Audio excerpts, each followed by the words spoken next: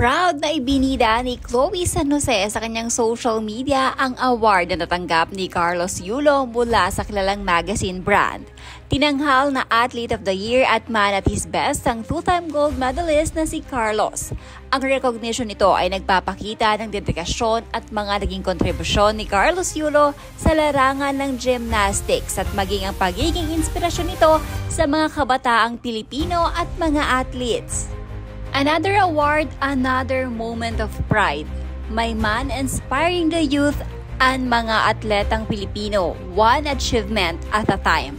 I'm just always so proud to stand by your side and celebrate all that you are, mahal ko. Congratulations! Samantala, labis din ang pasasalamat ni Carlos Yulo matapos niyang matanggap ang kanyang award. Ayon dito, higit pa sa isang personal na achievement ang kanyang natanggap. Simbolo din umano ito ng isang inspirasyon para sa mga kabataan na nangangarap maging atleta katulad niya. Malaking karangalan umano para kay Carlos ang kanyang natanggap, kaya naman taos-puso ang kanyang pasasalamat sa Esquire team at higit sa lahat sa Panginoon dahil anya ang talentong meron siya ay ipinagkaloob sa kanya ng Diyos. Ang maparangalan ng Esquire PH Athlete of the Year 2024 ay higit pa sa achievement dahil hindi lang po ito para sa akin, kundi para sa lahat na nangangarap na kabataan at mga atletang Pilipino. Isang napakalaking karangalan, sobrang saya ko po. Maraming salamat sa Esquire team at syempre kay Lord sa ipinagkaloob niyang talento. This is all in your name. Congrats Carlos Edriel Yulo. Thank you Chloe San Jose for always being there for Kaloy, for taking good care of him and loving him. Always praying for your happiness and more blessings. Congratulations to both of you. Thanks for standing with each other since more than 4 years ago till now. Keep loving and keep on supporting each other. Nothing is impossible with greatest love. Hi Kaloy, bilang isang two-time gold medalist, dapat alagaan mo din ang image mo. Yung girlfriend mo, dapat pinagsasabihan mo din, hindi mo napapansin na siya na ang nagbibigay ng bad image sa'yo. Like sa issue now about sa sinabi niyang patama kay Miss Ai. Point of view ko lang naman ito, wala namang masama na sinabi si Miss Ai, pinayuhan lang naman niya si Chloe. Sadyang yung girlfriend mo ang may problema. Malamang di mo na napapansin yon kasi sobrang in love ka, wala ka na nakikitang mali sa kanya. Wala namang masama ang payuhan ng isang tao, sadyang yung girlfriend mo ayaw. Sadyang gusto niya siya ang tama para sa kanya, wala siyang mali. Be careful na lang sa mga actions nyo.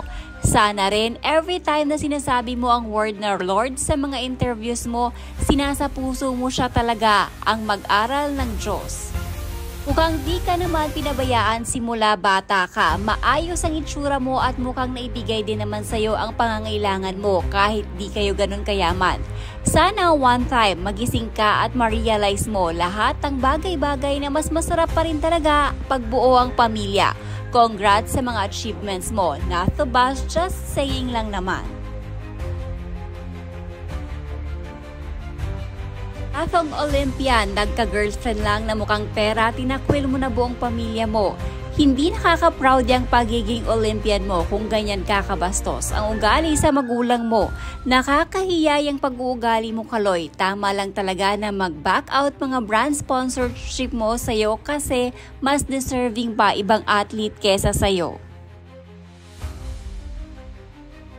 Congrats Carlos, I hope after this recognition makipag-ayos ka na sa pamilya mo. Sobra-sobra naman ang bumalik sa'yo sa nawala sa'yo.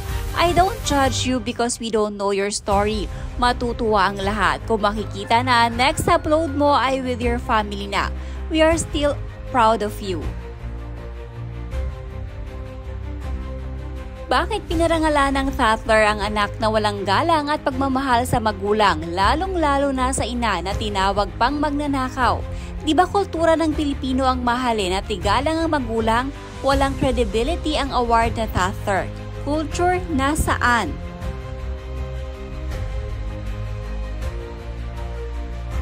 Sayang talaga ang pagkakataon na dapat mga magulang mo ang kasama mo sa mga achievements mo, Carlos, mula sa Malacanang hanggang Esquire. Hindi mo pina-experience sa kanila. So sad. Tandaan mo, Carlos, walang rewind sa buhay. Baka huli na ang lahat, doon ka palang magsisi at matauhan pag wala ng mga magulang mo. Congratulations, well-deserved. Ignore the haters. You made history for the country and it will remain written that way. You made us all proud. For that, we are thankful.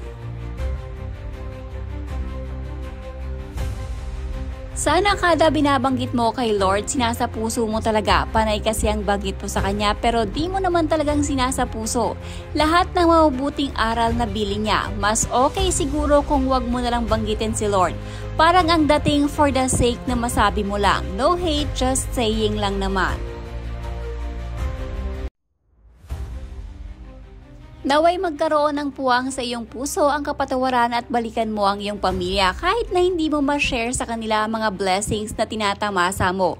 Madalang mo man lang ang iyong ama, ina, kapatid, lolo at lola. Aanhin mo ang pera kung di mo i-share sa family mo. Mawala na ang lahat, wag lang sa pamilya. Lahat ng material things at pera nawawala, pero family, meron man or wala, andyan lang yan palagi. Don't know who that girl is, but her face is always inserted in everything Carlos is getting honors from. Why can't she just let this man take his moment and not shadow his limelight? Dan mo man ang lahat, talikuran ng magulang, di ka lugod-lugod sa Panginoon, iho, until di ka magkaroon ng peace, magiging empty ka pa rin. Ang taong walang pagmamahal sa pamilya, I used to admire you pero nawalan na ako ng gana sa ugali mo. Di ka magandang example sa mga kabataan. Kinig na naman sa inis mga naysayers mo. Way to go, Carlos. Congrats to your award and for embodying not only physical strength but setting hard boundaries to abusive family, breaking toxic family patterns. Ang totoong honor, disrespect, and love your family, not choose you na walang hinaharap.